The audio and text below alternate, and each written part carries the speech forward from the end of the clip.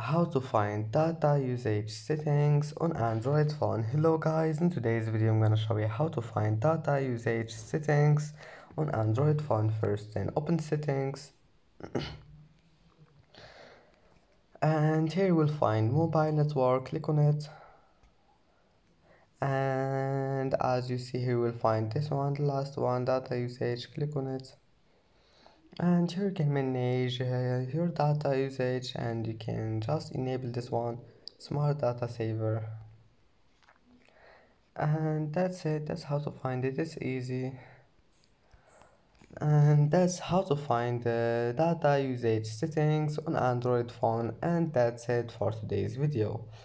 If you like this video, don't forget like and don't forget subscribe, and thank you for watching this video until the end, and see you in the next video.